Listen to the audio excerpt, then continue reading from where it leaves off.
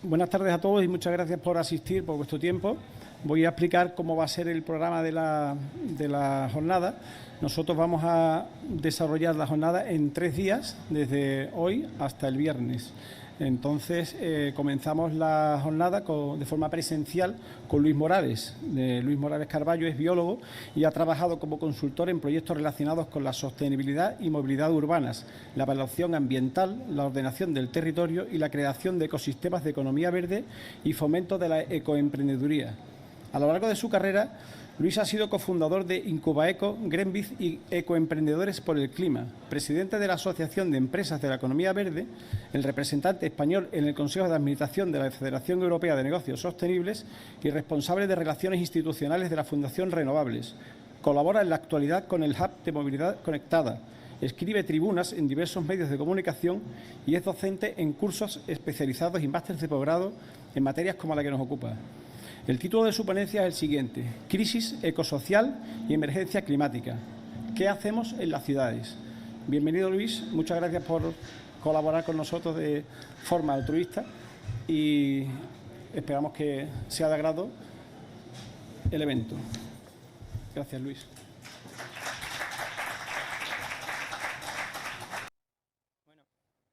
Buenos días a todos. ¿Se me oye bien? ¿Sí? Muchas gracias, Carlos, por tan amable presentación. Gracias al colegio y felicidades. Me subo a la felicitación que ha hecho el presidente. Tiene un enorme mérito organizar estas jornadas para vosotros en tiempos como los que corren, con las dificultades. Y la verdad es que no podemos sino felicitaros por también vuestra capacidad de atraer empresas, instituciones y sumar en común, que es de lo que se trata. Para mí es un placer estar aquí con vosotros y dar unas pinceladas sobre estos temas que antes ha repasado Carlos. Mi idea es hacer una charla, voy a intentar que sea amena, divulgativa, accesible. No voy a entrar en especificidades técnicas relacionadas con la rehabilitación, los materiales, los edificios, que eso será lo que ocuparán las charlas de por la tarde y mañana y pasado, ¿no? Donde los compañeros del colegio entrarán en detalle, ¿no? de las soluciones técnicas. Mi idea es establecer un marco primero inicial de dónde estamos, de contexto y de apuntar quizá alguna directriz, alguna línea de trabajo. Y mi charla la he titulado así, como decía Carlos: Crisis ecosocial y emergencia climática. ¿Qué hacemos en las ciudades? Crisis porque lo cierto es que tenemos un planeta en crisis. Crisis es cambio y el planeta está cambiando muchísimo. Siempre ha cambiado, pero se está acelerando este cambio en los últimos siglos y en concreto en los últimos decenios. Todos conocéis imágenes y escenas y manejáis datos, ¿no? Del calentamiento, del derretimiento de los hielos polares, sequías, fenómenos meteorológicos extremos, que cada vez son más recurrentes y más intensos, migraciones climáticas, pobreza, desigualdad, etcétera. No hace falta que yo me vaya a una imagen, a una fotografía del oso polar en el Ártico, sino que me quedo por aquí cerca. Tenemos el incendio de Almonacela Real el año pasado, que fue dantesco. Es verdad que incendios siempre se han producido, se seguirán produciendo, pero es cierto también que el calentamiento global y la situación de crisis climática en la que ya vivimos agudizan e intensifican estos incendios y lo hacen más recurrentes y mucho más severos. Tenemos ese incendio, tenemos contaminación de ríos, de acuíferos. Esta foto que veis es del río que pasa por Alcalá, del río Guadaira, su paso por Alcalá, uno de los ríos más contaminados de España hasta hace bien poco.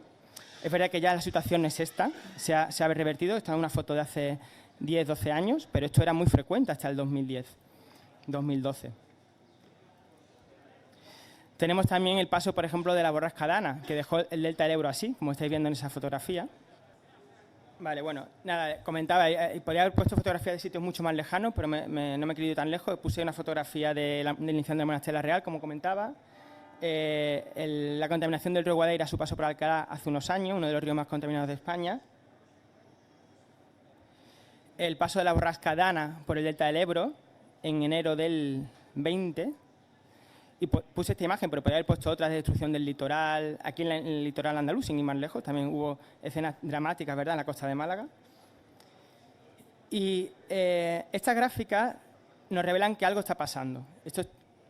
Este cambio, esta agudización de fenómenos, de eventos, mejor dicho. Fenómenos son cosas que pasan.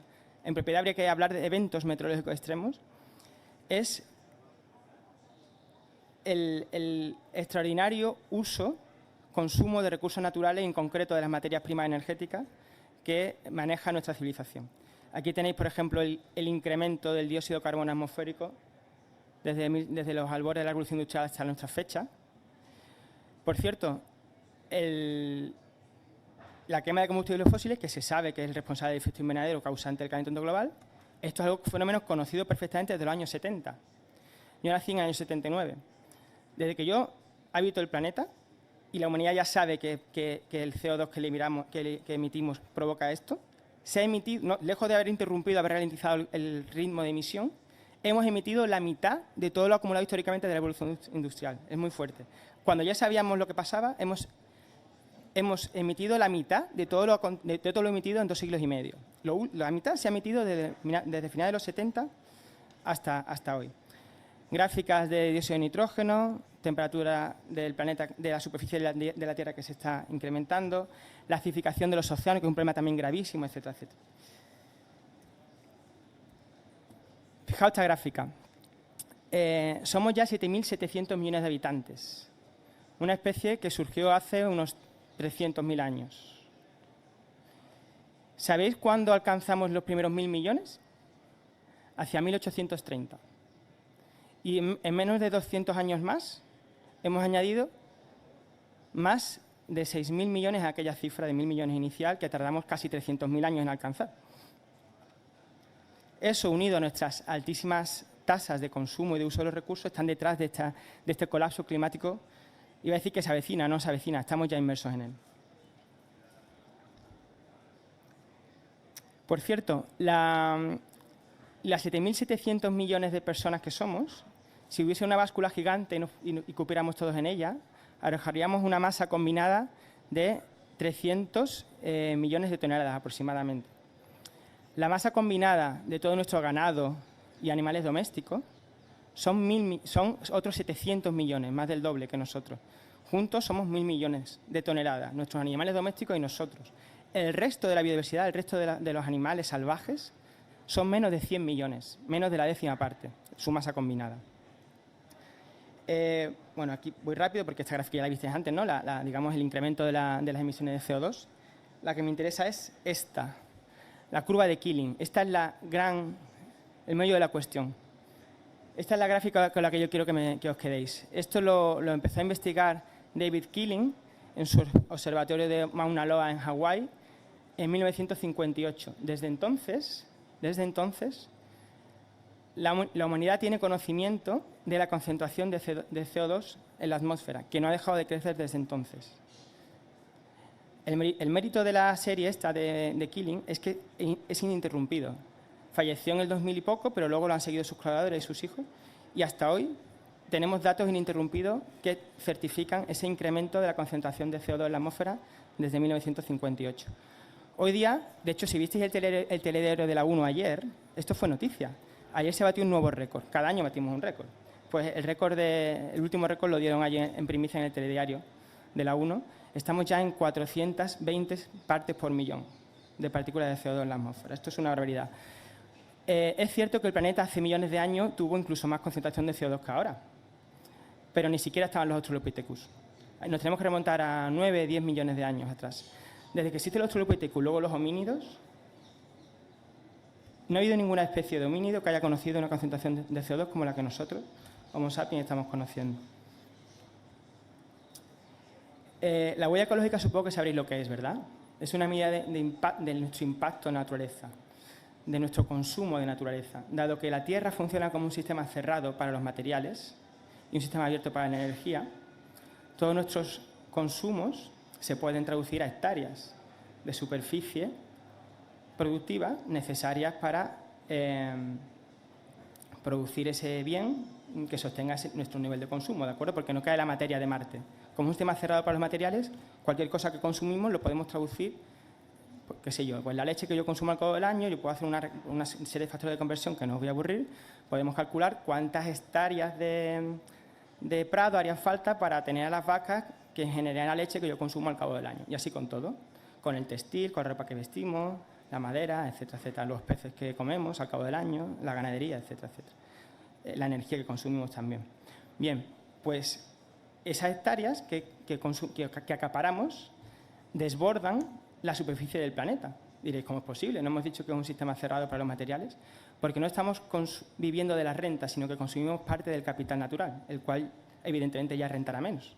Nuestros niveles de consumo no podrán ser sostenidos indefinidamente. Las generaciones venideras no podrán consumir como nosotros, porque el capital natural ya no estará tan disminuido que ya no podrá rentar lo mismo. ¿Me explico?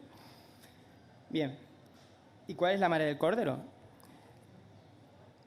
Hemos dicho desde antes de la Revolución Industrial, quizás desde la Ilustración, aquello del advenimiento del progreso y el uso de la razón como, ¿no? El uso de la razón del hombre ilustrado como medio para alcanzar el progreso, que coincide con el advenimiento de la ciencia económica como tal, como disciplina científica separada del resto de disciplinas. Hemos separado la economía del medio ambiente, del medio físico inestudiado que está fuera de la economía, y se instala la ideología del crecimiento, del consumo, de que hay que crecer siempre.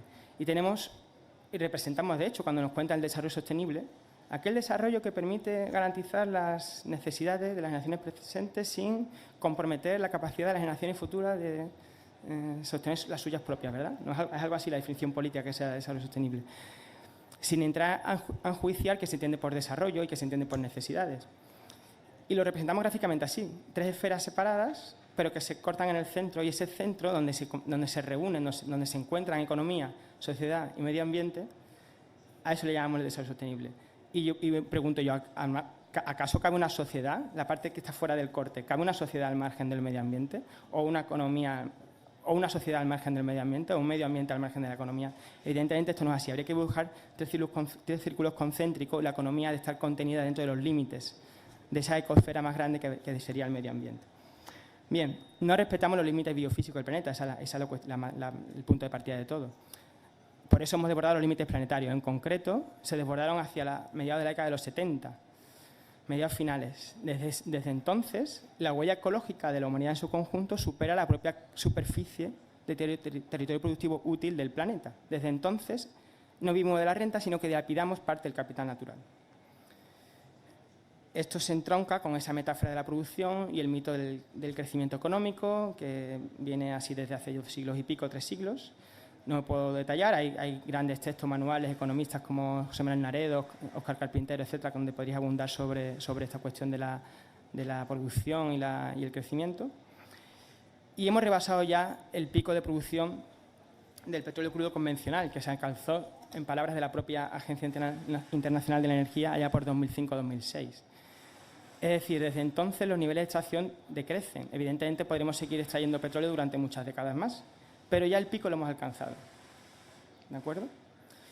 Y el pico de otros combustibles fósiles está próximo a alcanzarse en las próximas décadas. Hay límites, en definitiva. Hasta ahora estoy hablando de medio ambiente y de combustibles fósiles, pero la crisis, como yo decía al principio en el título, es en verdad ecosocial. Está todo imbrigado. Las cuestiones sociales con las ambientales. Formamos parte de todo un conjunto interrelacionado. Hay profundas desigualdades, injusticia. Se ha hablado día del movimiento por la justicia climática, ¿no? Porque está profundamente entroncado. Las cuestiones de crisis climática lo que está provocando es una agudización de la pobreza y de la desigualdad. Hay pobreza energética, hay migraciones, gente que tiene que emigrar ya porque hay regiones del planeta que son invivibles. Hay mucha gente que muere. Hay paro, hay desempleo, hay colapso económico, hay enfermedades, incluso enfermedades mentales. En definitiva, esto es algo muy complejo, muy transversal, y lo correcto es hablar de crisis ecosocial o socioecológica. Y hay una nueva generación que se levanta, una generación que ya le ha visto las orejas al lobo y sabe que esto no es una cosa dentro de varias décadas, sino que ya ellos están padeciendo las consecuencias. Y la gente joven, muy joven, desde hace unos años para acá se está levantando, ¿no? Y conocer este movimiento de la emergencia climática, de Fridays for Future, la Juventud por el Clima, etcétera, etcétera. Desde aquí mi reconocimiento al empuje de esta nueva generación, esta nueva gente que aporta esta frescura, ¿verdad? Y estos nuevos matices y puntos de vista. Incluso aquí en Sevilla, esta foto, dado que estamos en la Plaza Nueva, quería poner esta foto de la gente de Fridays for Future de Sevilla, que hicieron un acto parecido hace un par de años antes de la pandemia en Sevilla, en la Plaza Nueva. Pero no solo los jóvenes, gente muy mayor y eminencias a nivel mundial ya nos están alertando. Tenéis aquí las palabras de David Attenborough en la cumbre de Katowice en Polonia en el 2018, diciembre del 2018, la cumbre de Katowice, 3 años después de la cumbre de París, donde se alcanzara aquel famoso Acuerdo de París, que hizo que 195 países de todo el mundo se comprometieran a reducir las emisiones, bla, bla, bla, y alcanzar la neutralidad climática, pero las emisiones siguen aumentando tras aquel acuerdo. Y ahora voy a entrar en temas energéticos y ya me voy acercando hacia vuestro terreno y hacia qué podemos hacer las ciudades y el papel de los aparejadores en la rehabilitación, ¿vale? Me adentro en los temas energéticos. Fijaos la escasísima participación de las renovables en el consumo final de energía. Nuestro mayor problema es que somos muy dependientes del petróleo. Petróleo que ya, como dije, superó su pico de producción. Casi el 80% de toda la energía que consumimos procede de combustibles fósiles y solo el 11% son las renovables modernas, ¿vale? Digo renovables modernas porque fuera, 6,9, que también es renovable, es la leña que queman familias humildes en África y en otras partes del mundo pues, para cocinar. Biomasa tradicional, ¿vale? Pero eso no son renovables modernas. No toda la humanidad podemos pasarnos a eso ahora porque entonces colapsarían los bosques. ¿Me explico? Renovables modernas, solo el 11%. Y ese es el desglose según distintos tipos de fuentes renovables. Fijaos que solo el 2,1 es solar fotovoltaica, eólica, maremotriz, etcétera, etcétera. Solo el 2,1. Un 1% es agrocombustibles para el transporte.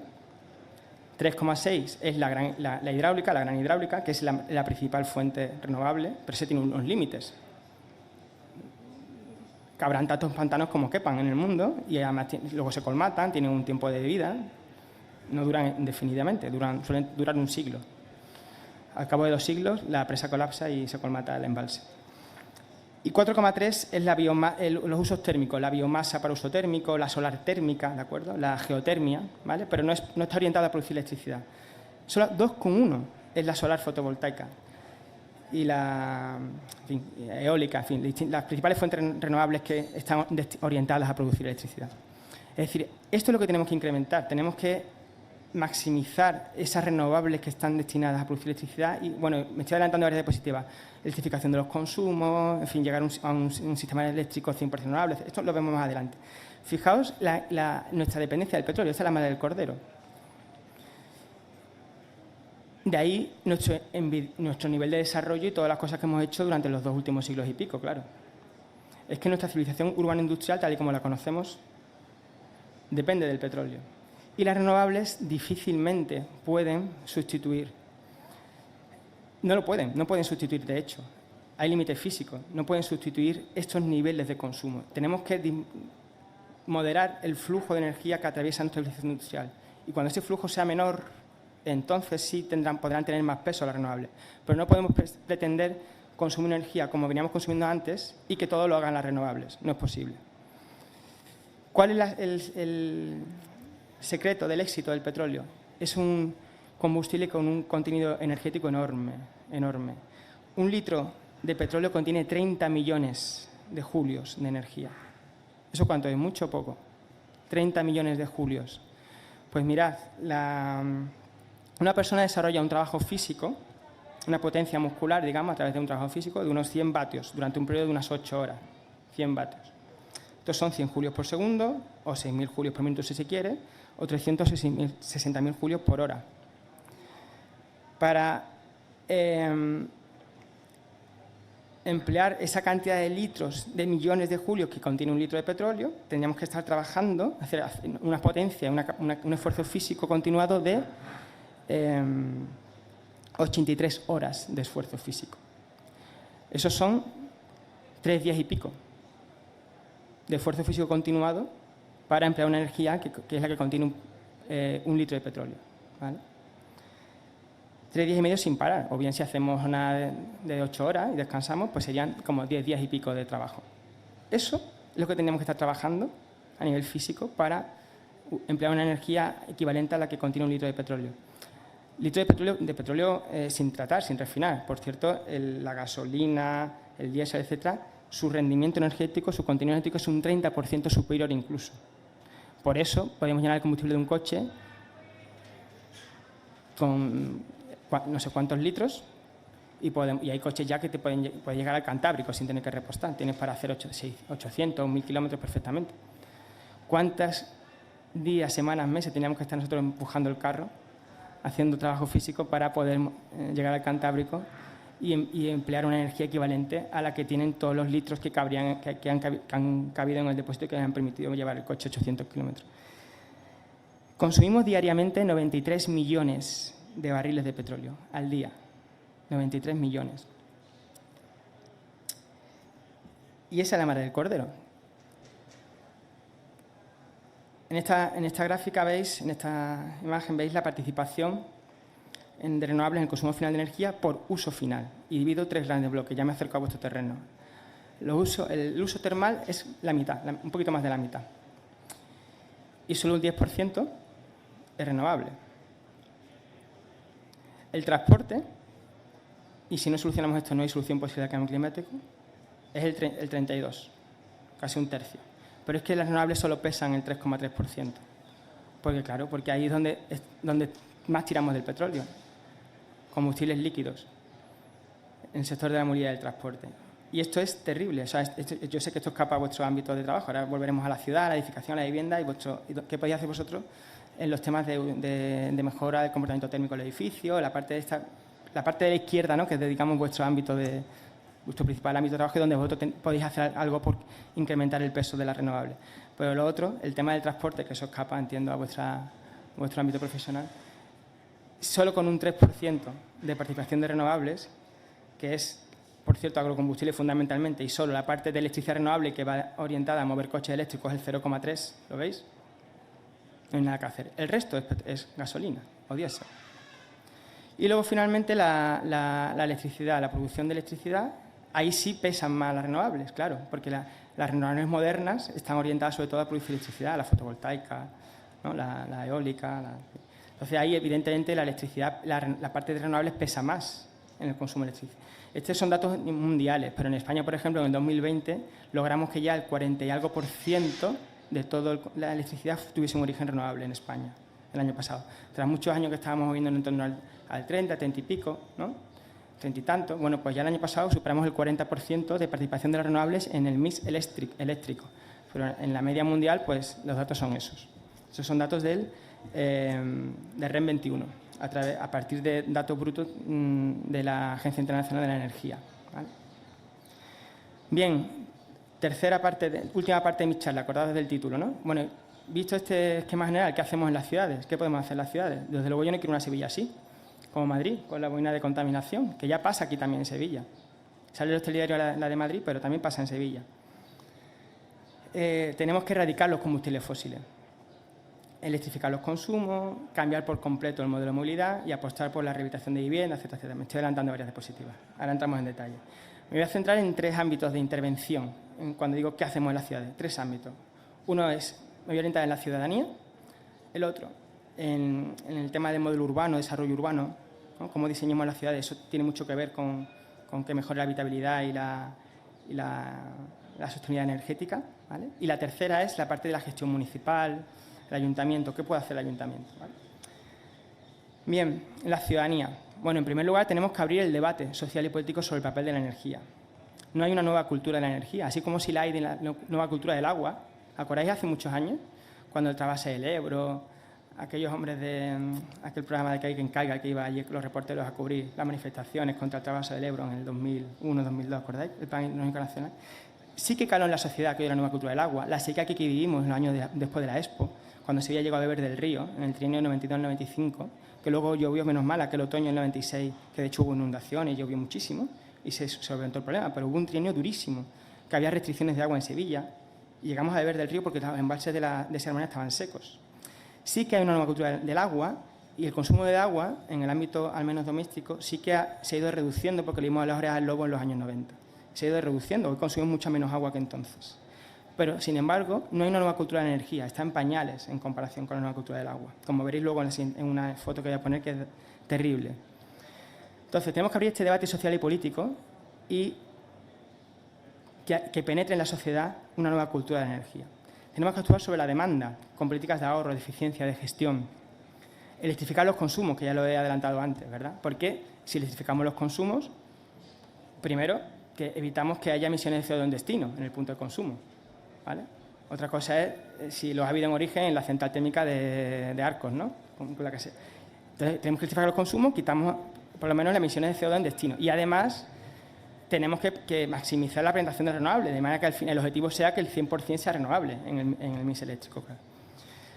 En fin, una sociedad libre de combustibles fósiles, tenemos que apostar por el acceso universal a energía como derecho y electricidad como un servicio público, un bien de utilidad pública que las administraciones han de garantizar para acabar con esa lacra que nos avergüenza a todos de la pobreza energética. Y para ello hay que fomentar el autoconsumo, que es una medida fundamental de ahorro y de eficiencia, como bien sabéis. Fijaos en esta imagen. ¿Nunca os llama la atención la barbaridad de las estufas en los veladores, en las terrazas en invierno? No solo en invierno, es que hasta el mes de marzo, prácticamente. Encima aquí, como somos tan frioleros, en condiciones ambientales en las que en otros sitios no tenían puestas las estufas, aquí no las ponemos porque nos da frío 18 grados en marzo, ¿sabes? Esto es para hacérselo mirar. Qué pena que no estén las personas del ayuntamiento que se hayan ido. Yo los aprecio. Sé que hay muy buena gente del ayuntamiento tratando de hacer cosas bien, pero se lo tenemos que decir.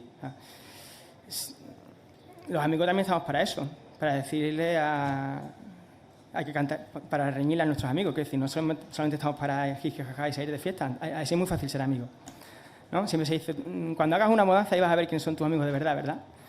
Pues, por lo tanto, qué pena que no esté aquí ya Antonio Muñoz, el alcalde, etcétera, pues se lo tenemos que decir. Es que si no lo decimos nosotros, ¿quién os lo va a decir? Esto es una barbaridad. No podemos mover autobuses de la empresa municipal de transporte con combustibles fósiles y encima hacer creer que es ecológico. ¿Cómo va a penetrar en la sociedad? ¿Cómo pretendemos que la gente que se sienta en una terraza se sorprenda de las estufas cuando está viendo los autobuses de Tusán pasar, autodenominándose ecológicos? ¿Me explico? Mira, yo hasta el año pasado vivía en Madrid, trabajaba en Madrid. Allí hicimos un cálculo de cuánto emitían el conjunto de las estufas que hay en Madrid. Es muy sencillo. Un kilo de gas butano emite 3 kilos de CO2. Vale. Dura varias horas, claro, hasta que una bombona contiene varios kilos, ¿no? Si hacemos un cálculo, bueno, vale, a la hora, ¿cuánto emitiría? Pues emite 2,4 kilos. ¿Vale? Una bombona de gas butano emite cada hora 2,4 kilos. Vale, hicimos un cálculo, vale, ¿cuánta superficie de veladores, de terrazas hay en Madrid? Salían X decenas o cientos de miles de metros cuadrados, suponiendo que las estufas distan de sí unas de otras unos metros y que cada una da servicio a 20 metros cuadrados, que es muy optimista, yo las he visto mucho más cerca unas de otras. Cabían 5.000 estufas en Madrid. Estos son reglas de 3. Haces una regla de 3, si sabes que cada estufa a la hora son 2,4 kilos, salía que a la hora el conjunto de las estufas de Madrid emitían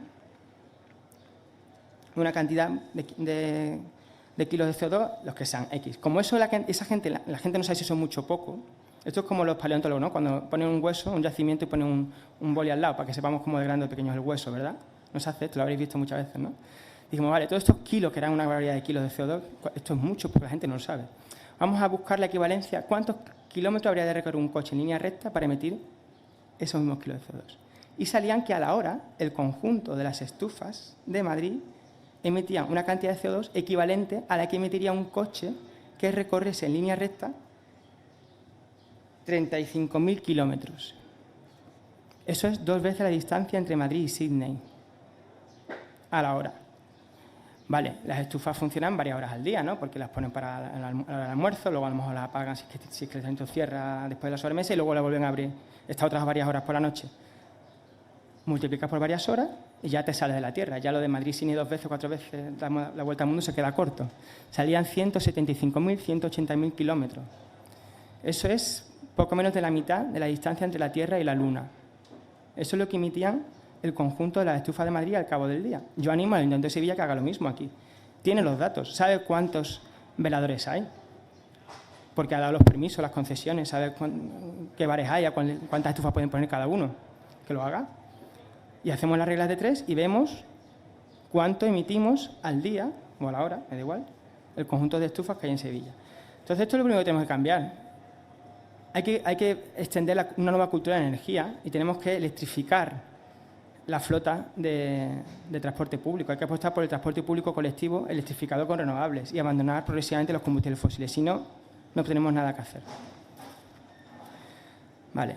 Antes hablaba de la ciudadanía, ¿verdad? Segundo gran eje, ya estoy llegando a la recta final. El desarrollo urbano, las cuestiones urbanas que yo decía, ¿verdad?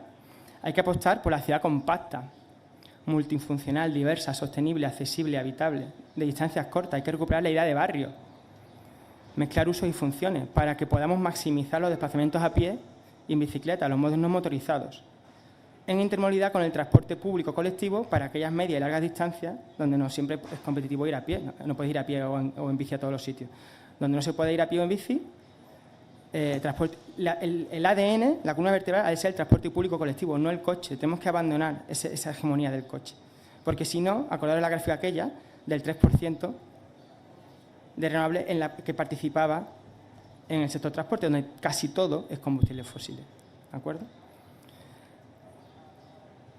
En intermodalidad, el transporte público con los nuevos servicios de sharing, esto de la micromovilidad, los patinetas, la moto eléctrica, el coche eléctrico. Yo alquilo por un uso muy puntual, pero no es mío, no lo poseo en propiedad. Hacer una idea, no podemos... esto no va de cambiar unas tecnologías por otras, de decir, uy, el coche eléctrico es el futuro. Si pone en discusión el parque automovilístico actual. No pretendáis que dentro de X décadas el parque va a ser semejante al de hoy en número, ¿no? Un coche, 2 coches por familia, pero todos eléctricos. No. Ni hay renovables para alimentar a todos esos coches eléctricos, ni tampoco hay materiales, porque muchos de ellos dependen de tierra rara, de materiales que escasean. No se puede hacer la transición energética sin cuestionar, vuelvo a lo que dije al principio, nuestro nivel de consumo. Tenemos que moderar el nivel de consumo y entonces las renovables podrán jugar un papel. Decía, ¿no? Entonces, transporte público colectivo en intermodalidad con los servicios de sharing, vehículo eléctrico, etcétera, micromovilidad. Y la flota de coches tendrá que descender. Tendremos que tener menos coches. Y los que haya, los que queden, después de haber reducido drásticamente la flota, esos serán eléctricos. Y posiblemente no sean de propiedad mía, de nuestra propiedad, sino que sean de uso compartido. Y los cogeremos puntualmente para algo muy concreto en que me hace falta un coche. Para ir a IKEA, a las afueras, tengo que hacer tal compra. Para eso lo cogeré, pero no tendré un coche en propiedad para ese uso muy puntual. Si mis necesidades de movilidad cotidiana están satisfechas por el transporte público y la intermodalidad con los otros servicios de sharing, ¿de acuerdo? Y para las vacaciones, para 15 días en agosto, pues alquilas un coche. Si tú con un coche recorres menos de 15.000 kilómetros al año, no te trae cuenta tenerlo en propiedad. Eso es otra gráfica, no la he puesto aquí. Se ve claramente el eje ACIS, el eje de ordenada, el asíntota, y cuando por debajo de 15.000 kilómetros al año no trae cuenta tener un coche de propiedad, trae más a cuenta pagar los taxis que tú vas a coger al cabo del mes por la ciudad y alquilar coches en vacaciones y fines de semana si te querías ir a la sierra. Bien, esto es fundamental para la calidad del aire. Es una cuestión de salud pública. Lo de la zona de bajas emisiones, que por cierto sabéis, y ahí tenéis un papel muy importante los aparejadores. Cuando entre en vigor la ley de cambio climático, que está a puntito de salir, de ser aprobada, creo que este jueves se aprueba, acaba de terminar ya su recorrido parlamentario. Cuando entre en vigor la ley de cambio climático y transición energética, los municipios de más de 50.000 habitantes de España, que son 149, los tenemos ya mapeados, identificados, han de definir zonas de bajas emisiones, lo sabéis, ¿verdad? Y esto implica repensar por completo su modelo de movilidad, apostar por la rehabilitación de vivienda, la rehabilitación energética, el confort térmico. Hay que reducir emisiones, en definitiva. Y es un tema de salud pública. Los ingresos hospitalarios, las muertes prematuras, se incrementan muchísimo con ciudades contaminadas y con ciudades tomadas por los coches, con boinas de contaminación. Es un tema de salud pública. Y desde luego la Comisión Europea lo tiene clarísimo y cada vez está premiando más a los Estados miembros a que vayan por ahí y está poniendo multas millonarias, como bien sabéis, ¿no? A España le han puesto multas, a Madrid, etcétera, etcétera. Hay que apostar por la rehabilitación energética y en los edificios de nueva construcción, esto ya está contemplado en la legislación, hay que extender lo que llamamos edificios de consumo casi nulo, que esto lo conocéis bien los aparejadores. Hay que apostar por la economía circular en todos los sistemas de producción, distribución y consumo. Y pensad que la ciudad es un entorno participativo, de difusión de buenas prácticas. Hay que extender buenas prácticas, escalarlas, replicarlas, llevarlas de una ciudad a otra. comprometer a la ciudadanía, la corresponsabilidad. Esto es una cosa de todos, como ya habían dicho las personas que me han precedido antes. Una cosa de todos y tenemos que ir a avanzar juntos en ese bien común. Si hacemos la batalla cada uno por nuestro lado, no vamos a ningún sitio. Aquí tenemos ejemplos de qué están haciendo otras ciudades de nuestro entorno. No sé si sabéis que París está cogiendo una fuerza desde la pandemia para acá. Aprovechó el confinamiento del mes de marzo pasado y que las calles estaban vacías para extender las redes de carriles bici, las ciclovías, etc. De manera que cuando empezó la desescalada, allá por mayo, junio del año pasado, las calles ya eran otras. Había quitado espacio para el coche, había ensanchado aceras, había metido más carriles bici y la gente, como si tú le das facilidad y le das infraestructura, la gente de manera natural y espontánea empieza a sumarse a esto.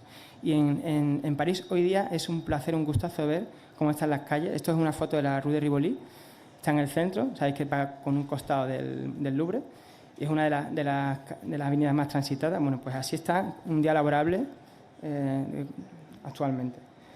Me voy acercando. Logroños hizo una iniciativa similar, calles abiertas, cortó el tráfico en distintas partes de las calles, puso escenario, los veladores los quitaba de la acera para no quitar el espacio al peatón, quitaba la banda de aparcamiento y ponía los veladores allí, ¿verdad? Esto lo hacen ya muchas ciudades de Vitoria, Bilbao.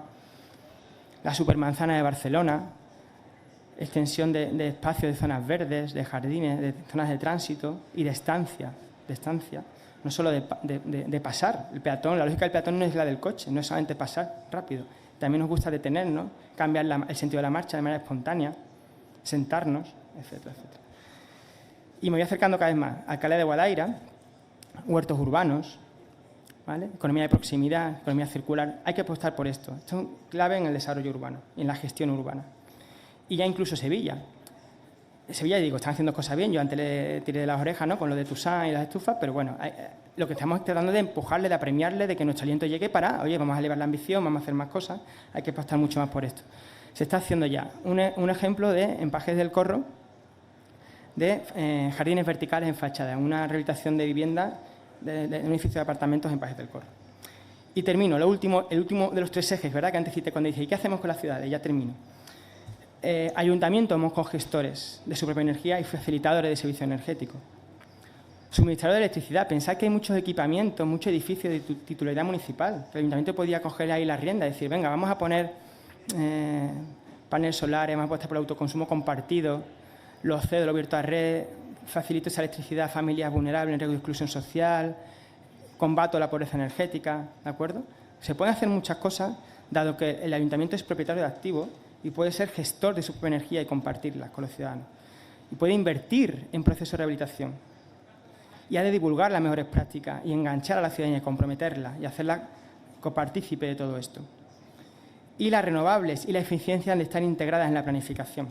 Y, por supuesto, hay que buscar un enfoque integrado. A menudo la administración es un ente kafkiano donde la mano izquierda no sabe de lo que habla la mano derecha y viceversa. Tenemos que buscar un enfoque integrado que distintas áreas y departamentos se hablen entre sí y sus políticas estén alineadas. No puede ser que la política de urbanismo vaya en una dirección, medio ambiente, movilidad, parques y jardines vaya por otro lado, etcétera, etcétera. Tiene que estar todo mucho más integrado, ¿vale?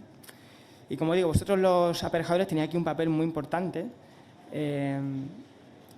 Ya digo, yo como habéis hecho una charla así un poco general, transversal, quería hablar muchas cosas, sobre todo llamar la atención y provocar una sacudida así mental y emocional, ¿no?, con respecto a la crisis y la emergencia climática en la que estamos. Y luego ya por la tarde y mañana habrá charlas técnicas donde encontrarán en detalle, oye, pues hay estas soluciones muy concretas, muy buenas para vivienda, para aislamiento en ventanas, o mejora de los trasdosados, aislamiento acústico, autoconsumo fotovoltaico. Esto ya se hablará esta tarde, mañana y pasado. Yo lo que quería era abrir este marco y hacernos reflexionar a todos sobre la necesidad de cambiar. Tenemos que cambiar radicalmente y pegar un volantazo porque nos queda muy poco tiempo, muy poco tiempo. Termino recordando a Valeriano Ruiz, supongo que muchos lo conoceréis, falleció hace menos de un mes, el 10-11 de marzo pasado, si mi memoria no me falla. Maestro de muchas generaciones de arquitectos, de ingenieros. Yo, fíjate, yo soy biólogo, pero a mí su magisterio desbordaba el encorsetamiento de las disciplinas, ¿verdad? Con lo cual también nos llegaban muchos biólogos y a ecólogos y a geógrafos.